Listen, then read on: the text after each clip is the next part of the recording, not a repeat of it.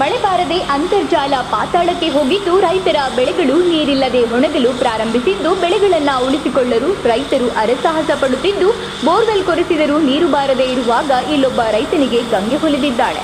ಹೌದು, ಇದು ಚಳ್ಳಕೆರೆ ತಾಲೂಕಿನ ರಾಮಜೋಗಿಹಳ್ಳಿ ಗ್ರಾಮ ಪಂಚಾಯಿತಿ ವ್ಯಾಪ್ತಿಯ ಕುರುಡಿಹಳ್ಳಿ ಗ್ರಾಮದ ರೈತ ರಾಮಚಂದ್ರ ರೆಡ್ಡಿ ಕಳೆದ ವರ್ಷ ಒಂದು ಕೊಳವೆ ಬಾವಿ ಕೊರೆಸಿದ್ದು ಅದರಲ್ಲಿ ಬೆಳೆ ಬೆಳೆದುಕೊಳ್ಳುತ್ತಿದ್ದ. ಇದ್ದಕ್ಕಿದ್ದಂತೆ ಅದರಲ್ಲಿ ಮೋಟಾರ್ ಪಂಪ್ ಕುಸಿದು ಬಿದ್ದ ಕಾರಣ ಕಂಗಾಲಾದ ರೈತ ಶುಕ್ರವಾರ ಅದೇ ಕೊಳವೆ ಬಾವಿ ಪಕ್ಕ ಬೋರ್ ಕೊರೆಸುವಾಗ 100 ಅಡಿಗೆ ನೀರು ಕಾಣಿಸಿಕೊಂಡಿದ್ದು, ಬೋರ್ ಕೊರೆಸುವ ರಭಸಕ್ಕೆ ಪಕ್ಕದ ಬೋರ್ನಿಂದ ನೀರು ಕಾರಂಜಿಯಂತೆ ಚಿಮ್ಮುತ್ತಿದ್ದ ದೃಶ್ಯ ರೈತನ ಕಣ್ತುಂಬಿಸಿಕೊಂಡು ಖುಷಿಪಟ್ಟಿದ್ದಾನೆ.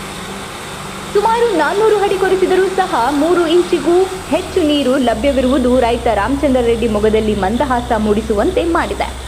ತೀವ್ರ ಬಿಸಿಲಿನ ತಾಪದ ಕಾರಣ ನೀರಿನ ಕೊರತೆ ತೀವ್ರವಾಗುತ್ತಿದೆ. ಈ ಸುಡು ಬೇಸಿಗೆಯಲ್ಲಿ ಕುಡಿಯುವ ನೀರಿನ ಸಮಸ್ಯೆ ಒಂದೆಡೆಯಾದರೆ ಇನ್ನೊಂದೆಡೆ ಕೃಷಿ ಕಾರ್ಯಕ್ಕೆ ನೀರು ಸಿಗುತ್ತಿಲ್ಲ ಎಂದು ರೈತರು ಕಂಗಾಲಾಗಿದ್ದಾರೆ. ಹೀಗೆ ನೀರಿನ ಸಮಸ್ಯೆಯನ್ನ ನೀಗಿಸಲು ರೈತರು ಕೊಳವೆ ಬಾವಿಗಳ ಮೊರೆ ಹೋಗುತ್ತಿದ್ದಾರೆ. ಅದೆಷ್ಟೋ ಕೊಳವೆ ಬಾವಿಗಳು ಬತ್ತಿ ಹೋಗಿದ್ದು ನೀರಿನ ಬದಲು ಕೇವಲ ಕಲ್ಲು ಪುಡಿ ಸಿಗುತ್ತಿದೆ.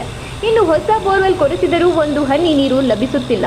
ಆದರೆ ಇಲ್ಲೊಬ್ಬರು ರೈತ ಕೊರೆಸಿದ ಕೊಳವೆ ಬಾವಿಯಲ್ಲಿ ಸಾಕಷ್ಟು ಪ್ರಮಾಣದಲ್ಲಿ ನೀರು ಲಭಿಸಿದ್ದು ಬೋರ್ವೆಲ್ ಕೊರೆಯುವಾಗ ಕಾರಂಜಿಯಂತೆ ಚಿಮ್ಮಿರುವ ವಿಡಿಯೋ ಈಗ ಸಾಮಾಜಿಕ ಜಾಲತಾಣದಲ್ಲಿ ವೈರಲ್ ಆಗಿದೆ.